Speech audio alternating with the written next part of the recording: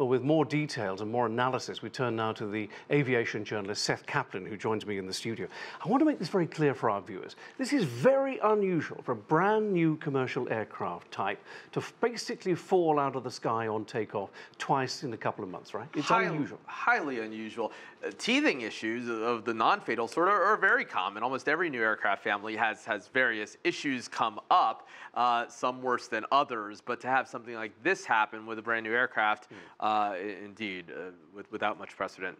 That said, takeoff is the most dangerous time of any flight, isn't it? It is. Any pilot will tell you that. A lot going on, and indeed, once you're up at cruise altitude, I mean, nowadays pilots are, if anything, struggling to avoid boredom. Takeoff always an issue. Although, of course, usually pilots manage to overcome those issues, as they did not rather clearly in this case. No. Now, the hope for this aircraft was extraordinary, wasn't it? I've been seeing things in the newspapers about the 737 MAX 8 for many years. It was supposed to be a real savior for Boeing, and now it looks like they have a real problem on their hands. Yeah, and that's why airlines ordered 5,000 of these so far. I mean, including just in recent weeks when President Trump was visiting Vietnam with that high-profile summit with North Korea.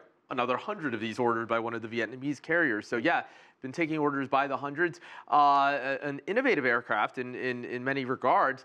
And in this case, as we think back to another crash we were talking about just before the broadcast, the Lion Air crash just several months ago, one of those innovations seems to have perhaps been a part of causing the crash. Well, let's look at that in more detail, because this is the same aircraft, and we don't know what happened with the Ethiopia Airlines flight yet, but it looks to have been very, very similar. In the case of Lion Air in Indonesia, the pilots were struggling to control the aircraft, weren't they? What happened?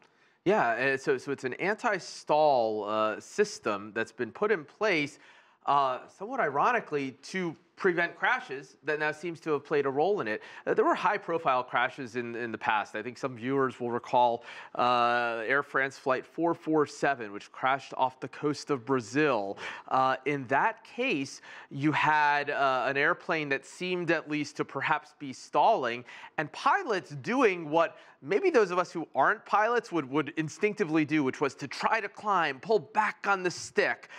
What you're supposed to, in fact, do is, if you're a pilot, is dive into the stall and regain airspeed, and then that, in fact, will lift you back up. A Colgan Air crash flying for Continental back that same year, same thing. Some viewers, at least in the U.S., would remember. So people said, well, can't there be technology to help prevent this? That's what that system was supposed to do. Instead, at least partly played a role in the Lion Air crash. Right. And so, although it's early days, people must be looking in that direction, surely, and yet Boeing has said it won't issue any further guidance. Right, at least broadly speaking, similarities in terms of planes with erratic vertical climbs, and that's what rather clearly, we don't know everything yet, but we know that this plane was climbing, as you said, erratically, which was the case as well with Lion Air. Why do you think the FAA, the Federal Aviation Administration, which really takes the lead for these issues in the world, still is allowing these planes to fly within the United States? And in fact, China and Indonesia have taken the lead and suspended theirs. They have, and Ethiopian Airlines itself, in its case, not ordered by its country,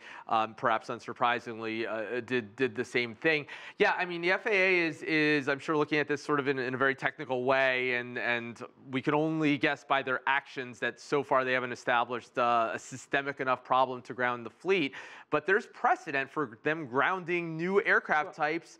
The Dreamliner, the Boeing 787 Dreamliner back in 2013, a series of problems that didn't even kill anybody in that case.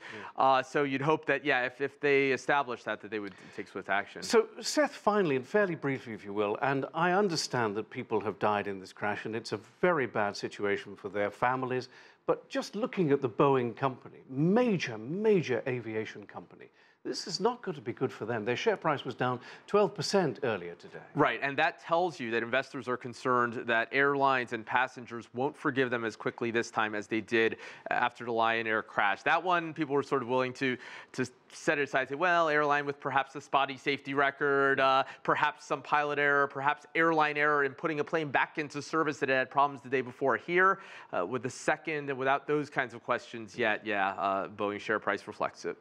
Seth Kaplan, aviation journalist, thank you very much. Thank you, John. Thank you.